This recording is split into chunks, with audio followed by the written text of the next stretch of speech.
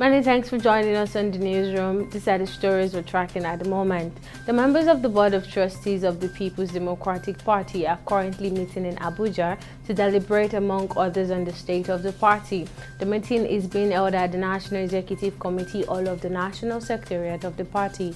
Present at the meeting are the board acting chairman and former Senate President Adolphus Wabara.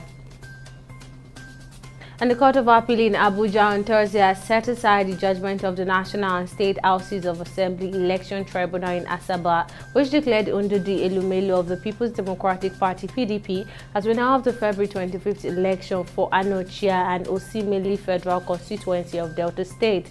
The Appellate Court in two judgments declared Ngozi Okolie of the Labour Party as winner of the election and faulted the tribunal for voiding Okolie's election. And with over 1,033,000,000 people in Nigeria affected by multidimensional poverty, the World Food Programme (WFP) says it is committing to spend $2.5 billion to fight hunger in Nigeria in the next 5 years. The country director of the WFP, David Stephenson, who led a team of the United Nations agency to visit the Minister of Humanitarian Affairs and Poverty Alleviation, Beta Edo, says that 2.1 million Nigerians have already been captured as beneficiaries of the program. According to him, the figure will be expanded with the help of the Ministry of Humanitarian Affairs and Poverty Alleviation. And the electricity distribution company Discos on Thursday has apologized to their customers, promising to restore supply when the situation improves. The semi-autonomous arm of the Transmission Company of Nigeria (TCN) indicated that as at 8 a.m. this morning, there was a transmission, distribution and supply of electricity to consumers in the nation. And on the global scene, after warning that China was conducting air and sea raids in the Western Pacific, dozens of Chinese warplanes and 10 Navy ships were detected around Taiwan, the authorities of Taipei said on Thursday. Beijing, which views Taiwan as a territory to be seized one day, has stepped up military and political pressure on the island in recent years as relations deteriorate.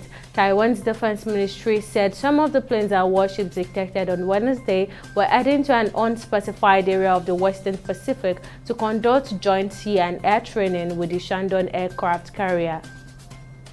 Still on the global scene, the Biden administration is set to impose sanctions on 5 Turkish companies and a Turkish national on Thursday, accusing them of helping Russia evade sanctions and supporting Moscow in its war against Ukraine, a senior Treasury officer said.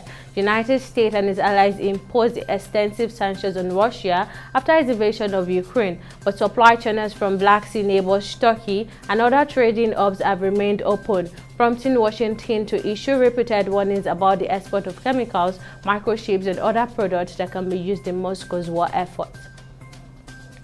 And in sport, Manchester City manager Pep Guardiola has returned to the club's training after emergency surgery for severe back pain. The club announced in August that Guardiola would be out for 4 weeks after an emergency surgery in Barcelona, Spain, where he had also spent time for recovery and rehabilitation.